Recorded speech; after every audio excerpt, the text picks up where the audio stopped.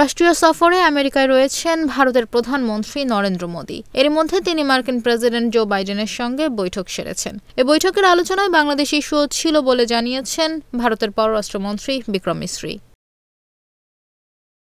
ভারতীয় সংবাদ মাধ্যম ইন্ডিয়ান এক্সপ্রেস বলছে, আমেরিকার স্থানীয় সময় শনিবার ডেলাওয়্যার অঙ্গরাজ্যের উইলমিংটনে নিজের বাসভবনে নরেন্দ্র মোদিকে স্বাগত জানান জো বাইডেন।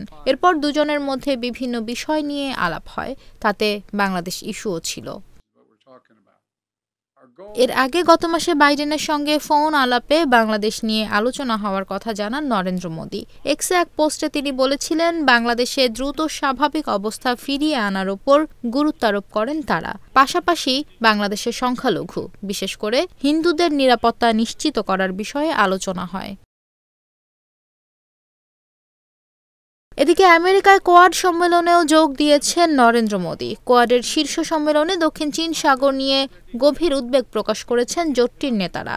এবারের সম্মেলনে ভারত মহাসাগরের নিরাপত্তা সহযোগিতা বাড়াতে আলোচনা করেছেন তারা। বার্তা সংস্থা এএপির প্রতিবেদনে এই তথ্য জানানো হয়। ভারতীয় বার্তা সংস্থা এএনআই এর এক প্রতিবেদনে বলা হয়েছে, কোয়াড সম্মেলনেও বাংলাদেশ প্রসঙ্গ নিয়ে আলোচনা হয়েছে বলে ভারতের পররাষ্ট্র সচিব বিক্রম মিসরি জানিয়েছেন। শনিবার ডেলাওয়্যারে ইন্দো প্যাসিফিক অঞ্চলের সার্বিক নিরাপত্তায় গঠিত 4 দেশীয় জোট কোয়াডের শীর্ষ সম্মেলন অনুষ্ঠিত হয়। সম্মেলনে নেতৃত্ব দেন মার্কিন প্রেসিডেন্ট জো বাইডেন। উপস্থিত ছিলেন জাপানের প্রধানমন্ত্রী ফুমিও কিশিদা ও অস্ট্রেলিয়ার প্রধানমন্ত্রী অ্যান্থনি আলবানিজ।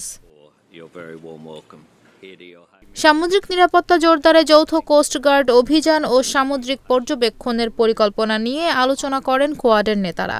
এছাড়া প্রশান্ত মহাসাগরীয় দ্বীপপুঞ্জ ও দক্ষিণ পূর্ব এশিয়ার গুরুত্বপূর্ণ প্রযুক্তি সরবরাহ করার বিষয়েও একমত হন তারা।